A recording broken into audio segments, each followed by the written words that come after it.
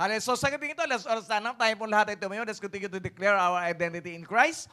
Hallelujah. Para hindi po tayo paglalangan ng demonyo, para patuloy po tayong maging malakas, para patuloy tayong maging secure sa kanya pong kalinga. Okay, let's all declare, in Christ I am alive, anointed, and gifted with supernatural ability to do the will of God.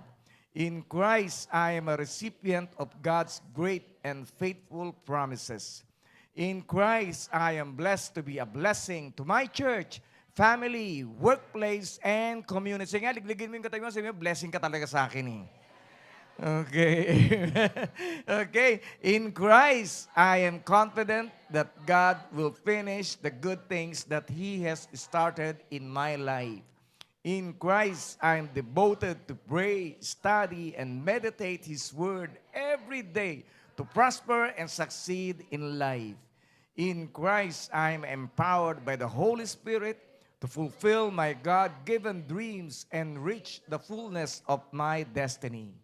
In Christ, I am protected, and no weapons of the enemy shall prosper against me, for Jesus' blood covers me.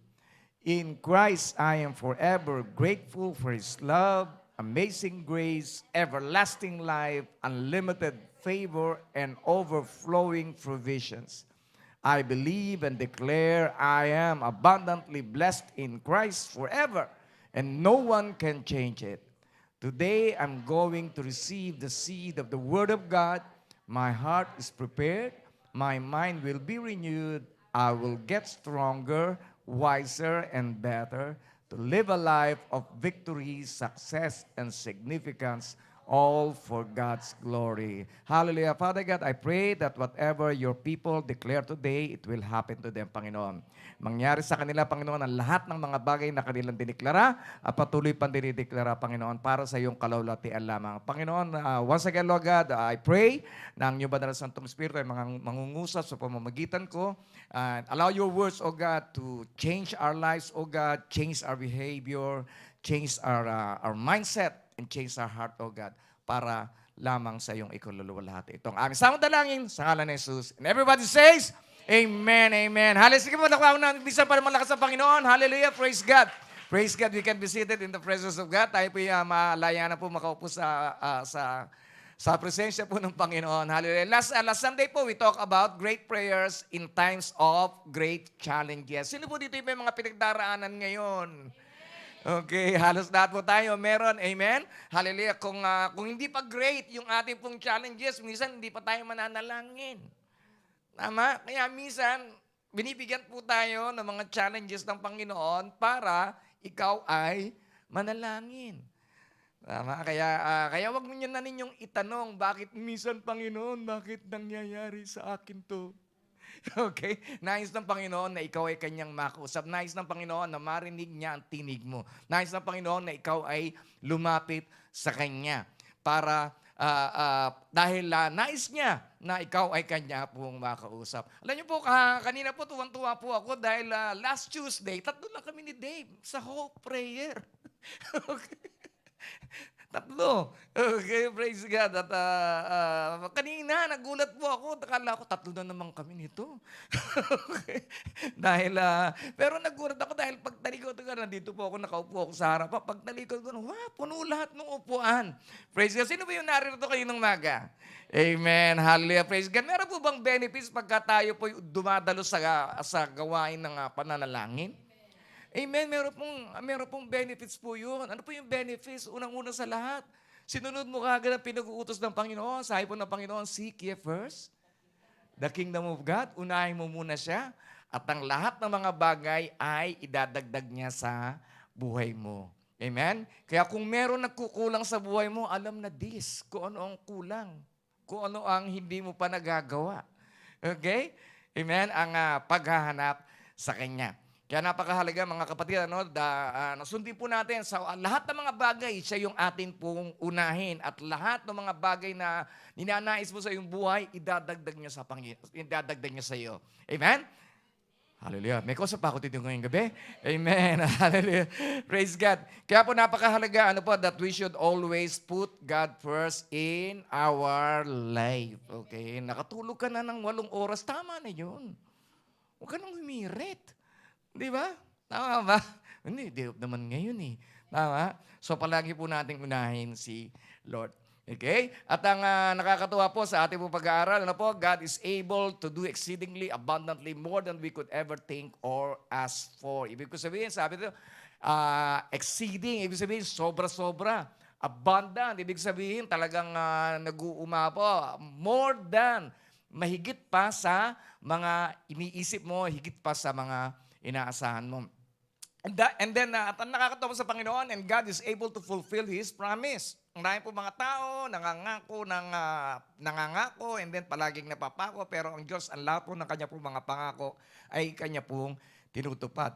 At kahit po yung mga bagay na parang imposible mangyari po sa atin, basta siya lamang po ay ating po pinanampalatayanan, ito po ay Kanya pong naipagkakaloob sa atin. Okay? And then of course, God is the source of our, sa lahat po ng ating po mga pananalangin. Bakit? Dahil sa kapangyarihan ng Kanya pong Espiritu sa atin. Ang kapangyarihan ng ating Panginoong Jesucristo. And then kapangyarihan ng Kanya pong pag-ibig na patuloy na gumagawa sa ating pong buhay. Sino po yung punong-puno ng pag-ibig sa araw na ito? Hallelujah. Ilan lang? 1, 2, 3. Sino po yung punong-puno ng pag-ibig sa araw na ito? Amen. Hallelujah. Mukhang punong-puno lang ng noodles. Okay.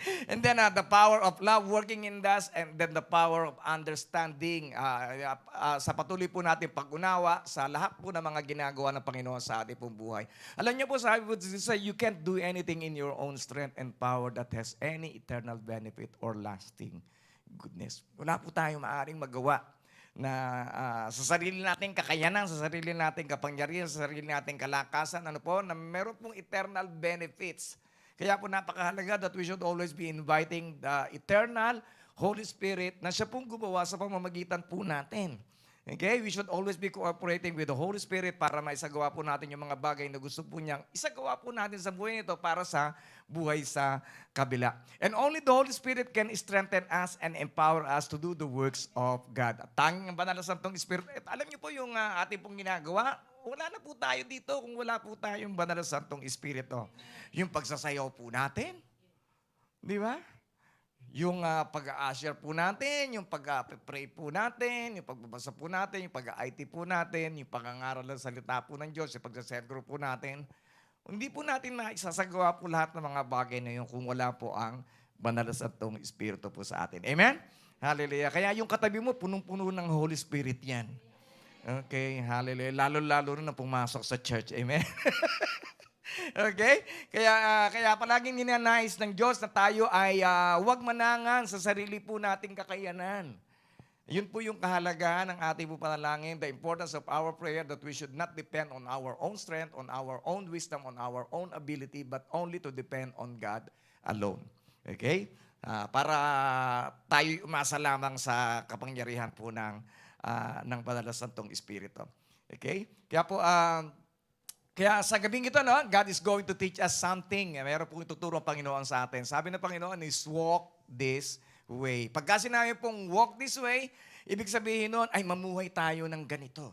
At yun pong tinuturo po sa book of Ephesians.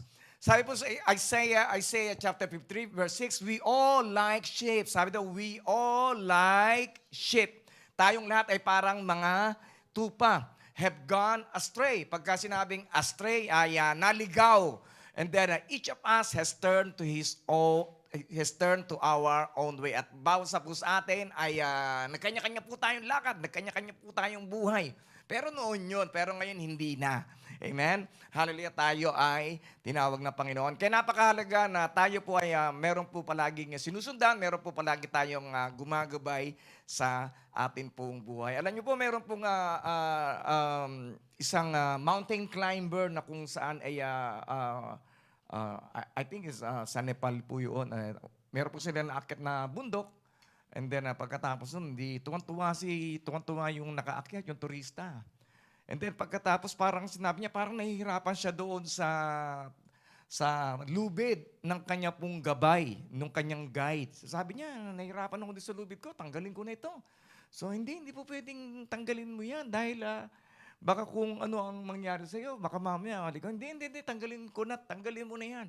So umakyat siya sa bundok at kasama pa rin yung kanyang guide, kaya lang wala na po yung kanya pong lubid na nakasama po doon, na nakakabit po doon sa guide. So ang nangyari po sa kanya, siya po ay nalaglag. Okay, siya po, ayun po yung kanya pong kinapahamak. So ganun din po ang ating pong buhay. Kung tayo po ay lalayo sa ating po Panginoon, yun din po ang maaari po nating ikapahamak. Amen? Kaya kinakailangan po natin ng gabay, kailangan po natin ng guide. Okay? So sabi dito, we all like sheep have gone astray. Pagka sinabi po astray, ligaw. Amen? Dati tayong ligaw ang landas natin, kung saan ka nagpupunta, kung ano-ano mga pinaggagawa mo. Pero ngayon ay natagpuan tayo ng ating po Panginoon. Amen? Sabi na sa katayuan, buti na lang tagpuan ka na ni Lord ngayon. Okay, amen. Tagpuan tayo ni Lord dahil hindi naman nawawala si Lord. Okay? Tayo yung nawawala. Okay? So, tandaan po natin palagi, God's ways are higher than our ways. Ang pamamaraan ng Diyos ay higit na mas mataas kaysa sa pamamaraan po natin. Okay? And His thoughts are higher than our thoughts. Ang kanya pong isipan ay mas mataas sa atin pong isipan. Okay? Kaya napakahalaga na tayo po ay patuloy na mamuhay, tayo po ay patuloy na lumakad ng ayon sa kanya pong kagustuhan. Sa ating pong devotion, naalala niyo po yung ating pong karakter, si Saul, si King Saul. Ano po yung ginawa po niya? Bakit po nanggalit po sa kanya ang ating pong Panginoon? Unang-una sa lahat, nung nanalo sila sa gera, anong ginawa niya? Sabi ng Panginoon sa kanya na, hindi, yung unang-una sa lahat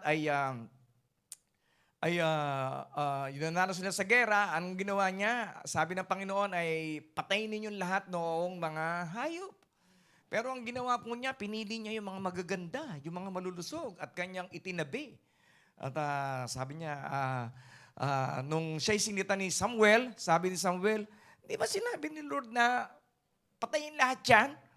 Bakit nandiyan dyan papatbuhay? Ba't meron akong narinig na, meron akong narinig na tunog ng kambing. Di ba? Sabi niya ganun, hindi, tinabi ko yan dahil iaalay ko kay Lord. Nagpalusot pa. Amen? Okay, so, ibig sabihin, una pa lang ay sinuwain niya na kagad ang ating Panginoon at doon niya sinabi that obedience is better than sacrifice. Ang pagsunod sa Panginoon ay mas higit sa ating pagsasakripisyo. And then, ikalawang palpak po niya. Ang ikalawang palpak niya, during those times, ang maaari lamang pong maggawa po ng ritual ay si Samuel. Pero ang ginawa po niya, pinangunahan niya si Samuel. Pakialamero. Di ba? Yung mga bagay na hindi naman dapat niya gagawin ay pinakilaman pa. Mahilig manguna, mahilig magdunong-dunungan, hindi marunong maghintay. Kaya po nagalit sa kanya ang ating pong Panginoon. At alam ko meron kayong katanungan. Sabi niya, tormenting spirit that comes from God ay pumunta kay Saul. Tama po? Actually po, ang spirit po yun, sisang tinanggihan ni Saul, ang espiritu po ng Diyos ay hiniwalay pa ng Panginoon at tinayaan niya yung espiritu ng kaaway ang siyang pumasok kay Saul. Na naging dahilan para siya ay mabaliw-baliw. Okay? So just imagine, para siyang siraulo. At yun din naman ang naging dahilan para mapalapit si David kay King Saul. Di ba? Dahil nabaliw-baliw siya at meron nagpayo sa kanya na ay merong anak doon, anak ni Jesse na magaling mag-harp na kung saan ay pagka siya ay tumutugtog ay napapalayas niya yung mga masasamang espiritu. Okay? So yun po yung ginawandaan ng Panginoon para mapalapit si Haring David kay si David during the time di pa po siya hari kay King Saul. Okay? At alam naman po natin yung istorya. Tuloy-tuloy po natin yung ating pagbabasahan, di po ba? And then eventually si David ay naging hari. Okay? Kaya po napakahalaga na wag po nating hayaan na galitin po natin ang ating po Panginoon. Okay? Kaya kailangan tayo ay sumunod sa mga pinag-uutos po niya para hindi po tayo mabaliw-baliw. Okay? Para hindi po tayo ma-stress, ma-depress, at kung ano-anong mga bagay ang pumasok sa ating po mga isipan. Kaya si Apostle sabi niya, "Therefore, I, a prisoner for serving the Lord, beg you to lead a life worthy of your calling, for you have been called by God." Sino po naniniwala dito na talagang tinawag ka ni Lord? Amen. Lahat po tayo, tinawag po dito ni Lord. Tama po? Kaya lang, ang iba po sa atin, okay lang sa akin na maging usher, okay lang sa akin na maging singer, na maging dancer, na maging musician, pero ayoko maging prisoner ni Lord. Okay? So kakaiba po ang talagang layunin ni Apostol Pablo, although na siya ay napakatalinong tao, inangkin niya na siya po ay pag-aari na, siya po ay talagang nakabilanggo na sa pagsisilbi sa ating pong Panginoon. Amen? Hallelujah. Praise God. Wala na akong usap dito. Okay, praise God. So tayo, hindi po ba? Minsan conditional lang ating pagsisilbi. Di ba? Pag convenient, pag may pagkain. Di ba? Conditional lang ating pagsisilbi. Pagka nasa mood. Tama. Pagka napuri. Hindi po ba? Pero si Apostol Pablo, sabi po niya, I am a prisoner of serving the Lord. Kay pagod siya, kay malakas siya, siya ay magsisilbi. Kay may pera siya, kay wala, siya ay magsisilbi. Amen? Kung meron man nagtatangka ng kanyang buhay o meron wala man nagtatangka ng kanyang pong buhay, siya ay magsisilbi. Siya ay nagsisilbi sa lahat ng klase ng panahon, umuulan man, bumabagyo man, siya po ay magsisilbi. Amen? Because he is a prisoner of the Lord. Sabi niya dito, and I beg you to lead a life worthy of your calling. Kung alam ninyong kayo'y tinawag ng Panginoon, ibig sabihin ay kinakailangan tayo mamuhay ng maayos sa pagkakatawag niya po sa atin. We have an upward call. Ang pagkakatawag po sa ating mga kapatid is pataas. At palagi po natin tandaan, sino po dito yung umaakyat po ng hagdanan nila pagka umuwi ng bahay? Okay. So alam po natin na medyo mahirap pagka umaakyat. Pataas, tama po, pero pagpababa, okay lang kahit tumatakbo ka pa. Di ba?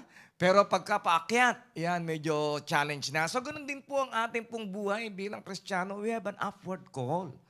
Kaya kung sinasabi, hirap naman ng buhay Kristiyano.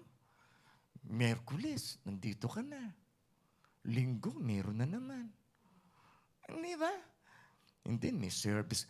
Maaga ka pa pupunta para mag-ayos ng mga mixer, magpalit ng mga battery ng mic. Di ba? Tama ba? Okay, tama po. Kaya po napakahalaga na po that we should think of ourselves as a prisoner of the Lord para hindi na po tayo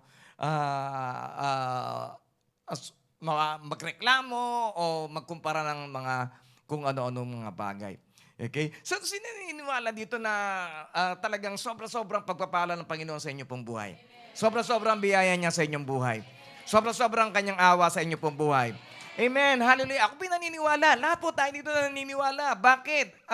Kasi ang ating pong buhay galing sa Kanya. Unang-una sa lahat. At yung ating buhay na pangit. Di po ba? Ang buhay natin na nasa kadiliman, ang buhay natin na nasa putikan, tayo ay inahon niya sa putikan. Tama po ba? Ano pa po? And then, binigay niya ang kanyang kahit sa isang bugtong na anak. Para sa atin ay magdusa, para sa atin ay mamatay, para sa ating mga kasalanan. And then, he was cursed para po tayo pagpala. He was rejected that we may be accepted. At ano pa po ang kanya pong binigay sa atin? Binigay niya po tayo ng buhay, ng pag-ibig, ng kapayapaan, ng kagalakan.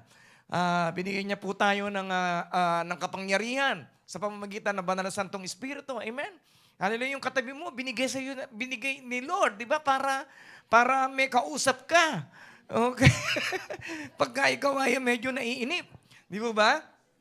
And then, alam ni Haring David yung mga bagay na ito na binigay ng Panginoon sa kanya. Kaya po, si Haring David, isa po sa mga favorite verse ko, sabi ni King David, "What shall I render unto thee upon all the benefits that you have given me?" Okay? Ibig sabihin, yun po yung katanungan ng isa pong puso na gusto pong palagi magpasalamat sa ating pong Panginoon. Amen? Ano ba yung maibibigay ko sa iyo, Panginoon, sa lahat, sa napakaraming mga biyaya na pinagkaloob mo sa buhay ko. Okay? Kaya po napakahalaga, ano po mga kapatid, that we should always have a grateful heart. Okay? Ito po yung isa pong katangian ng isang bilanggo sa ating po Panginoon. Ito po yung isang katangian ng isang tao na kung saan ay namumuhay talaga sa pagkakatawag ng Panginoon sa kanya pong buhay. Sabi po ni T.D. Jakes, sabi niya, the more I study the Bible, the more I realize that God often asks people to do things they cannot do. Okay? Kaya po minsan pagka naisip niya, parang hirap-hirap naman. Actually, that's the purpose of the Lord. Yun ang layunin niya, na gawin po natin yung mga bagay na kung saan ay medyo mahirap sa atin na para sa tingin natin na hindi po natin magagawa para pagka, kaya para ginagawa ng Panginoon yun para hindi po tayo umasa sa sarili nating kalakasan, hindi po tayo umasa sa sarili nating karunungan, hindi po tayo umasa sa ating pong abilidad, kundi umasa lamang po tayo sa Kanya. Amen? Kaya si Peter, sabi po niya, Peter, halika, lumakad ka dito sa tubig. Di ba? He asked Peter to walk on water. Tama po? And then, ano pa pong ginawa po niya? He asked the layman. Sinabihan din po niya yung lalaking lumpo na tumayo. At ito naman ay nakatayo. Sa ganun din po ang Panginoon sa buhay po ng bawat sa po sa atin. Kaya palagi nating naiisip, maaaring iba sa inyo naisip, ano ba itong napasukan ko? Parang pahirap yata, pahirap. Okay. Noon naman, wala naman yung devotion na yan, self-devotion na yan. Pero ngayon, ba't meron na? Okay? Praise God because God has called us upward. Tinawag tayo ng Panginoon. Mataas ang pagkakatawag ng Panginoon sa bawat sa puso atin. Nais ng Panginoon, hindi ka lamang manatili sa posisyon mo. Nais ng Panginoon, hindi ka lamang manatili sa sitwasyon mo. Nais ng Panginoon na ikaw ay iangat niya ng much higher level. Amen? Nais niya na makarating ka pa sa iba't ibang lugar. Hindi lang Taipa, Kulawan, Barar, Red Market, ang puntahan mo. Amen? Nais niya na magkaroon ka ng multiple bank book na meron ng pera. Okay? Hindi na yung, hindi yung multiple bank book lang. Amen? Hallelujah, praise God. Sabi dito, and then he even asked Lazarus. Di ba? Tinawag niya si Lazarus, Lazarus! Lumabas ka yan! Di ba? Lumabas, yung patay. Paglabas, buhay na. Okay? Kaya huwag kang mainis, kapatid, kung minsan tinatawag ka ng Panginoon, pinagagawa ka ng mga bagay na parang hindi mo kaya. Yun nga, yun eh. Nais niya na gumawa ka ng bagay na hindi mo kaya para ikaw ay palaging tumawag sa Kanya at umasa lamang sa Kanyang kalakasan, umasa lamang sa Kanyang kapangyarihan, umasa lamang sa Kanyang abilidad. Amen? Hallelujah. At ganito po ang Kanya pong pagkakatawag. Ano po? When we say yes to His call, He imparts His ability that we lack to perform. Okay? So, ibig sabihin, pag tinawag ka niya, bibigyan niya yung kakulangan mo. Yung wala ka talagang abilidad. At ito po yun, ano po? Ito po yung sikreto. Ang Diyos po, He will not impart something unto you hanggat hindi ka sumusunod sa Kanya.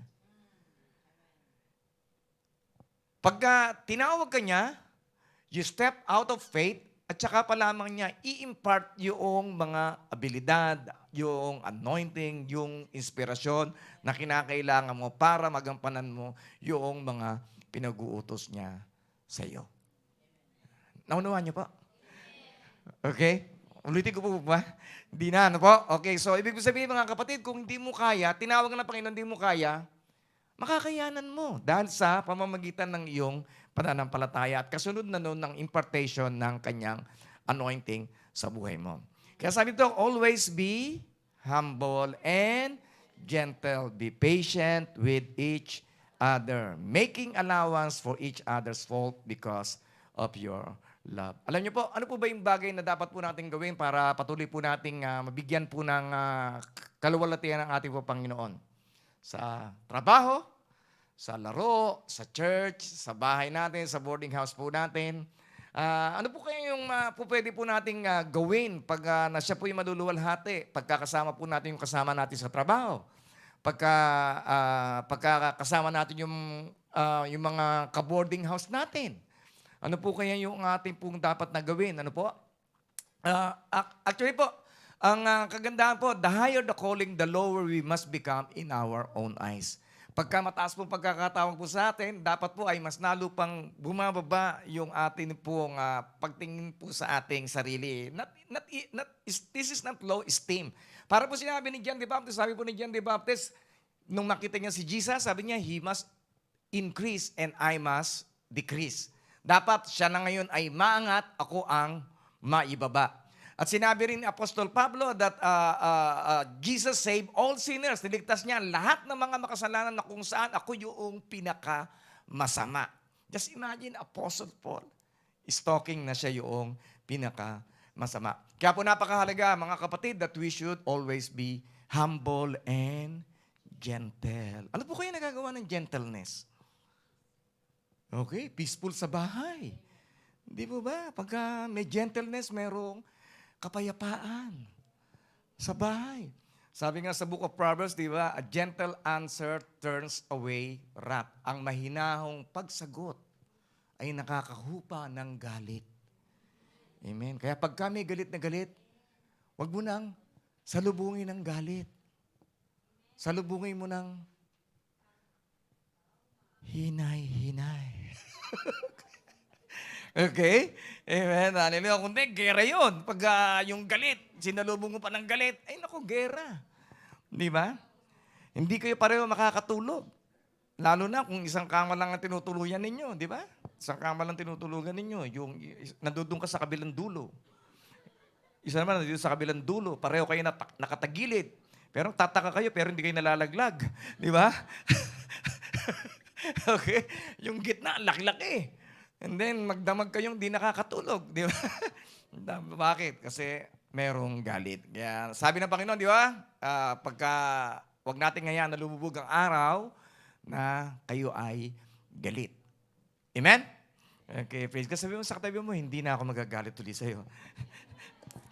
Okay, praise God. And then, sabi po, alam niyo po, there's a thorn of the flesh na binabanggit po si Apostol Pablo. Ano ba yung thorn? Pagka sinabi pong thorn, tinik. Meron nang picture eh, di ba? May tinik, okay?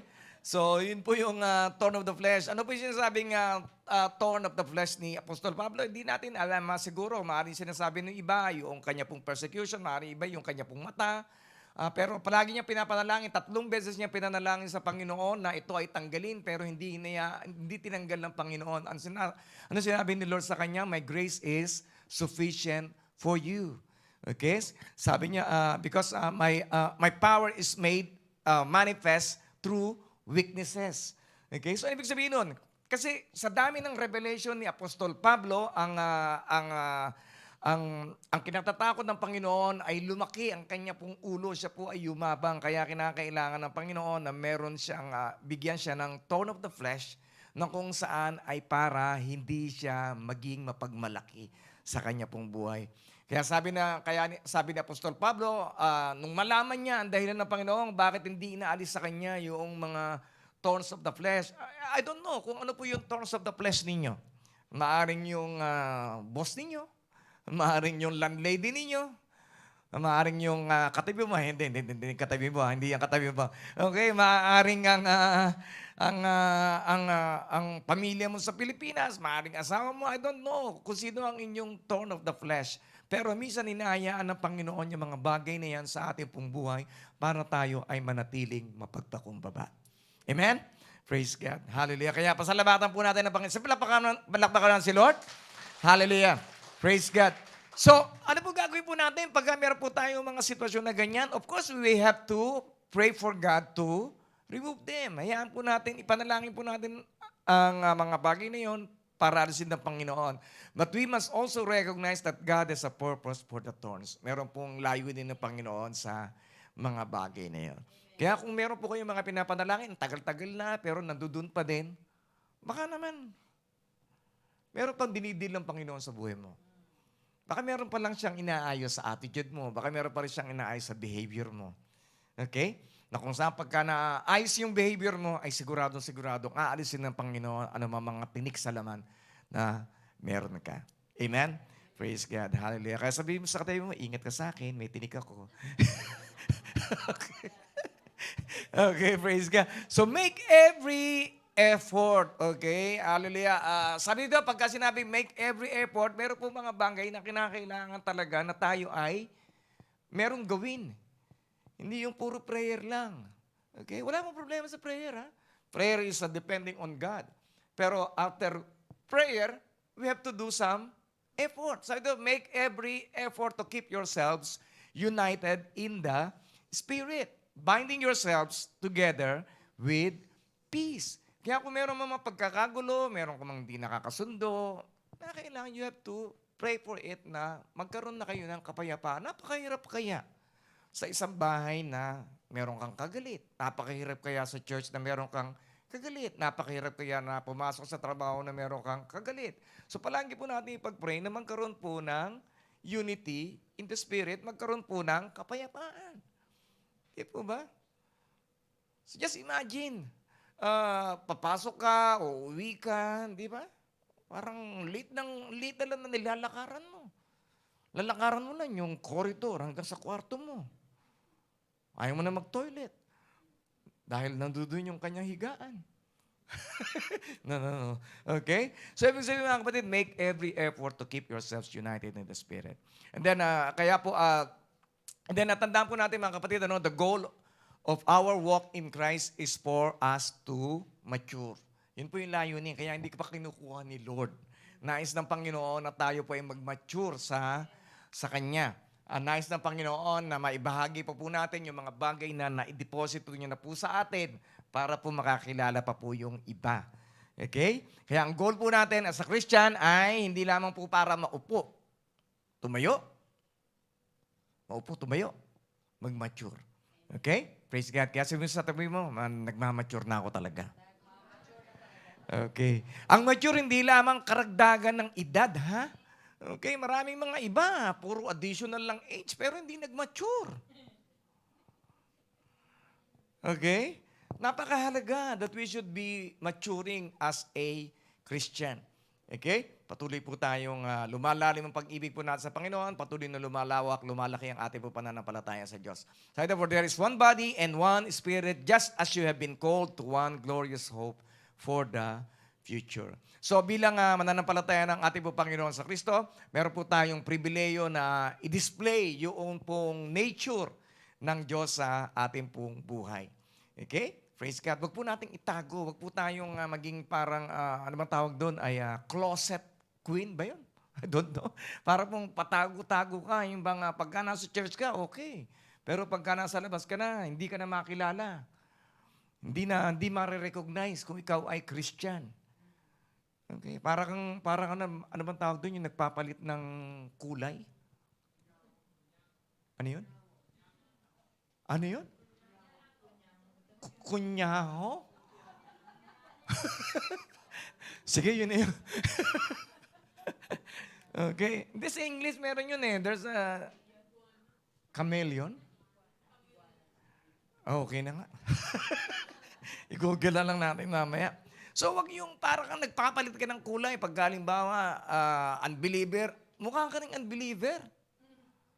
Di makita ang pagkakaiba ninyong dalawa. Pagka nasa believer ka, believer ako ngayon. Di ba ba? Kailangan makikita sa pamumuhay natin, sa pananalita natin, kung sino tayo. Kahit na sino po yung nakaharap. Okay ba yan? Okay. May natutunan po ba tayo? Okay, praise God. So, and then there is one Lord, one faith, and one baptism, and one God and Father who is over all and in all and living through all. So, once again po, just be different. Maging kakaibat po tayo. Okay? Tinawag po tayo ng Diyos para maging liwanag sa mundong ito. Okay? Paano na kung wala ng liwanag? Hindi po ba? Alam niyo po ba, napakahalaga po ng presensya ninyo sa inyong pong mga trabaho, napakahalaga ng presensya ninyo sa inyong pong mga boarding house. Okay? Dahil God looks favor. Meron po siyang pabor doon sa kanya pong, sa inyo pong boarding house, meron po siya pabor dahil naroon ka. Meron siyang pabor sa mga employer mo dahil naroon ka. Okay? Ganun po kahalaga ang ating pong role sa mundong ito. Okay? Kaya wag po nating ipahiya ang ating pong Panginoon. So we have to walk worthy of God's call. So what does it mean? It means to be completely committed and fully submitted to Jesus in every area of our lives. So lahat po ng area, not only in the spiritual, maging sa trabaho, siya pa rin ang Lord natin. Sa pamilya, siya palagi yung number one. Sa boarding house, siya yung number one. Okay? Hindi lang sa church siya number one, sa lahat ng areas ng ating pong buhay, siya yung number one. Okay? Sabihin mo nga sa mo, si Jesus ang number one sa buhay ko. Okay, praise God. And then, God never stops calling us to take one more step. Tandaan po natin, malagi na po. Alam niyo po, minsan nakakapagod. Tulad ngayon, nakalusot ako kahapon. Di po ba? Nalipat ngayon. Pero 2 araw na lang din yung preparation ko for Sunday. Tama? Ganun din eh. Okay? Praise God. But God is my strength. Siya po yung pinagkukunan ko ng kalakasan. Alam niyo po, hindi po madali. You prepare 6 hours to 8 hours, not including po yung mga pasingit-singit na basa during the rest of the day. Okay? Kaya, ganun din sa atin. Alam ko, hindi madali. Trabaho ka, pagod ka na, mag-church ka pa. May assignment ka pa. Diba? Especially sa mga singers. It's not easy for them, sa mga worship leader. Kanta-kanta. Pili pa ng kanta.